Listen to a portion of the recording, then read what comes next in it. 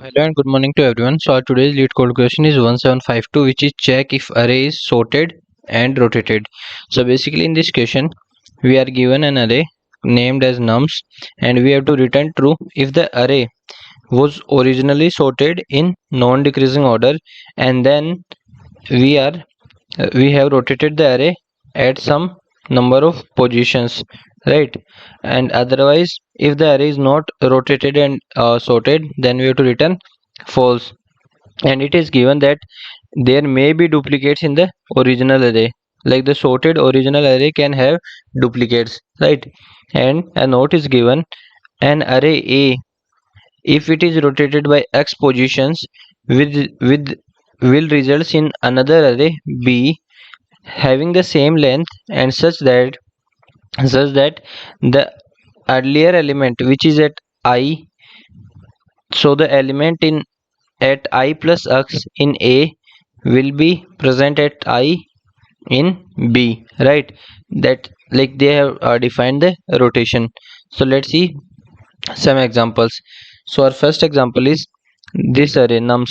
We are given 3 4 5 1 2. So if we start traversing from 1, then we get 1 2 3 4 5. So if you see, the answer that we get is in sorted order. That means the input that is given to us is rotated array, is the rotated version of a sorted array. So we can return true over here, right?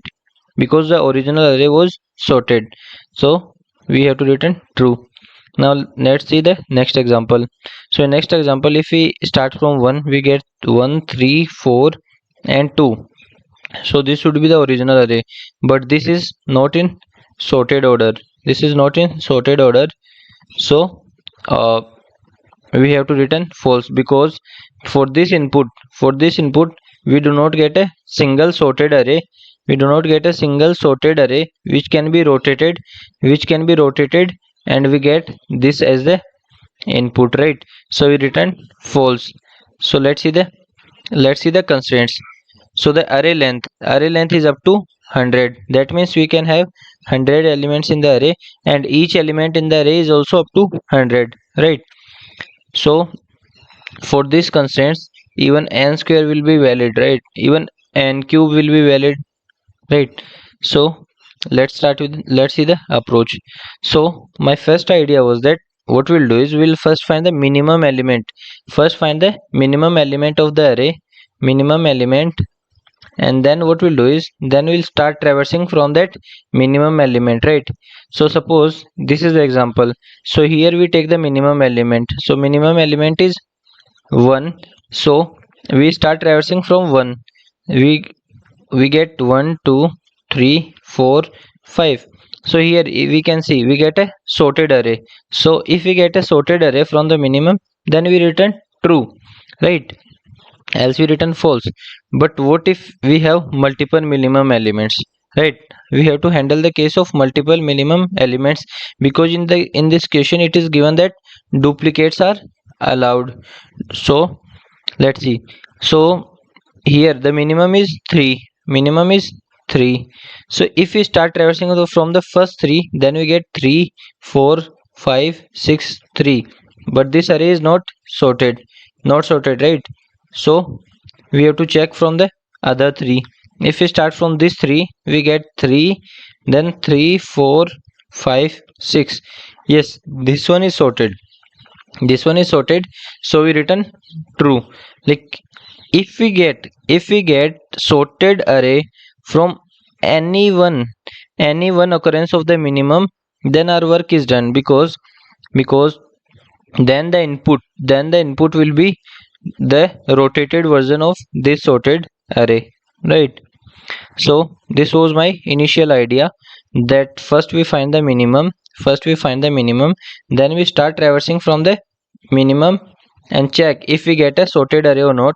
And if multiple minimums are there, then we check from every occurrence of that minimum, and if we get sorted array for any one of that minimum places, then we return true. So let's move to the code part. So in the code part, using first this loop, we are first finding the minimum. We are first finding the minimum, and here I have used iterators over the array, right? I have used iterators, and so if value of the iterator is less than minimum, then we update our minimum by value of that iterator. So basically iterator is a pointer. So if you have to find the value of iterator, then we have to use star it will give us the value of the iterator. So from the first loop we find the minimum of the array. Now next thing what we'll do is we'll start traversing from the minimum. So we check if the value of our iterator is equal to minimum, that means we have to check from here. So what we are doing is we are seeing, we are first find the value of l is the index. We are finding the index, right? That is it minus nums dot begin. It will give us the index, it will give us the current index, and then we have taken a boolean variable whose value is initially true, right? And then we have a count variable, and then we started while we haven't checked n minus 1 elements, then we keep checking. So what we are checking is if nums of index is greater than nums of next element. Like if our current element is greater than next element, if our current element is greater than next element, then we stop, then we make our flag is equal to 0 and stop checking, right? Else what we'll do is else we increase the count. That is we have checked one element and increase our index, right? And after checking all the elements, if our flag variable is still true, that means we haven't get a condition where our current element is greater than next element. That means our array is in sorted order. So if our array is in sorted order, then that means we return true, right? Else what we'll do is after checking all the minimum elements, if we haven't written true at one place, then we have to return false. So we have written false, right? So let's see the time complexity of this approach. So if we see this example, our minimum is 1, right? But it is not possible that our minimum will always exist. From our minimum there exists a valid array always, right?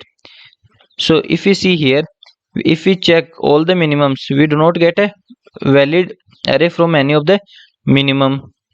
So what we'll do is we'll check from all the minimums. So in the worst case, the time complexity will be big of n square, right? In the worst case, the time complexity will be big of n square. So what we do is we'll optimize this approach.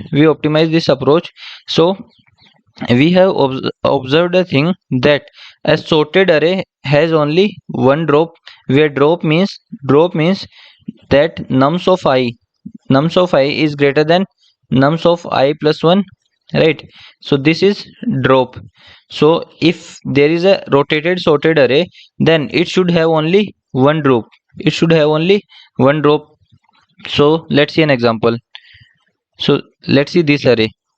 So 3 is less than 4, then 4 is less than 5, 5 is less than 6, and 6 is greater than 3, so we get one drop here. Then 3 is equal to 3. So if we see in this array, we have only get one drop. That means this is a rotated sorted array, so we can return true for it. And even if we start from 3, we get 3 3 4 5 6. See, we are getting a sorted array. So we'll check how many drops we have, and if the number of drops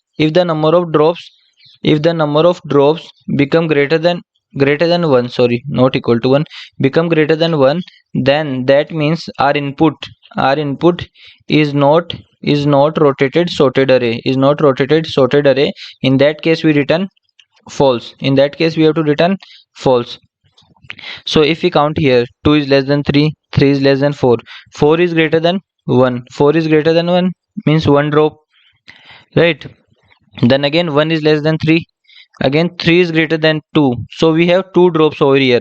So we have two drops over here.